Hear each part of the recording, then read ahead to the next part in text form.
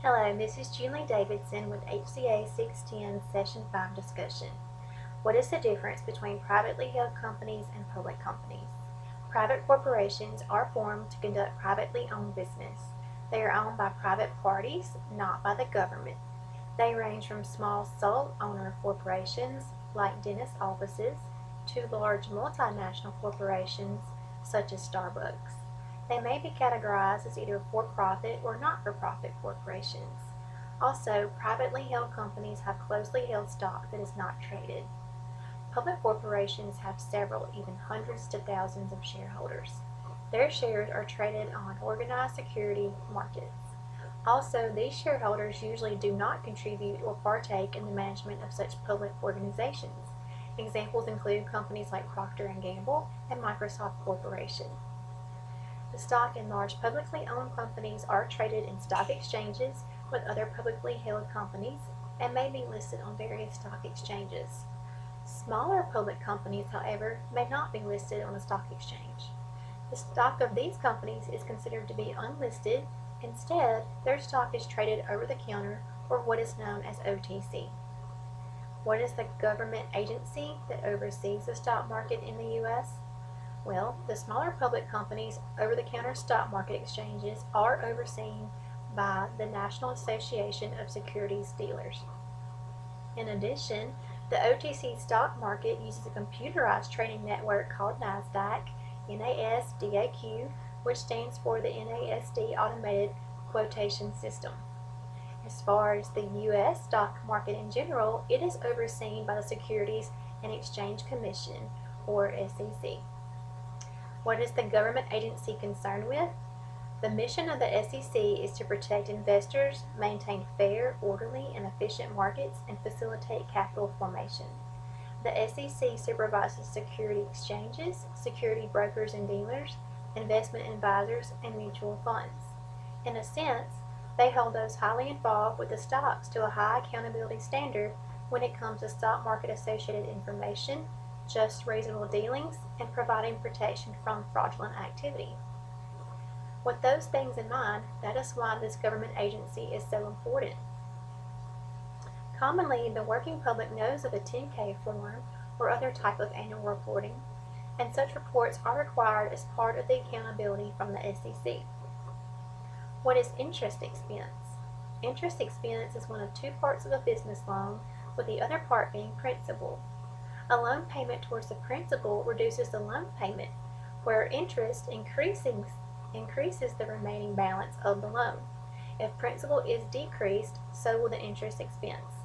This is why homeowners are advised to make any extra payments, if at all possible, towards the principal, not towards the interest, in order to help reduce their mortgage loans, as well as to help pay off the home loan sooner. But what are loan costs? According to Baker & Baker, loan costs are disbursements necessary to close a loan, such as a down payment or deposit. These closing costs will often fall in 2 or more years, the current year and years to follow until the loan is fulfilled. Like depreciation, this expense will be documented on multiple reports in multiple reporting periods. The higher the deposit, the lower the overall payment, but often some down payment is required, if for anything but to show those payments are insured to the lender. Why are decisions concerning how to obtain capital an important part of financial management decision making?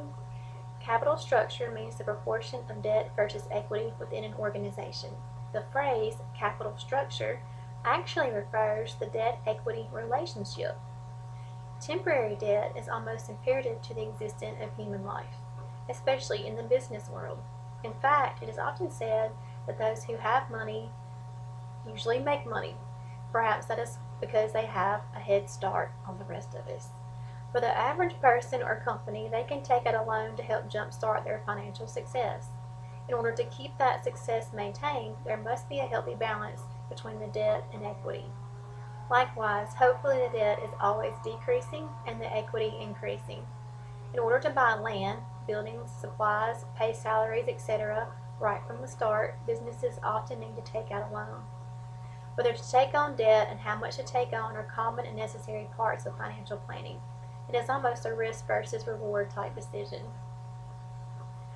The last question that we are to answer is, if you were the financial manager of a healthcare organization, what factors would you consider before obtaining any form of capital? That is a big, heavy-weighted question.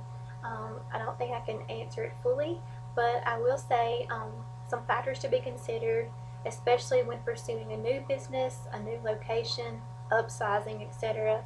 The factors would include, but would not be limited to, the location and size of the property, property taxes, interest rates, number of expected personnel and their salaries, any equipment needed, fees for professional and governing agencies and maintenance and depreciation. Having credit is good. Having debt, not so great, but the way we earn good credit rating is from responsibility and regularly paying off revolving debts. Dave Ramsey would not be for debt, but all things in moderation, right?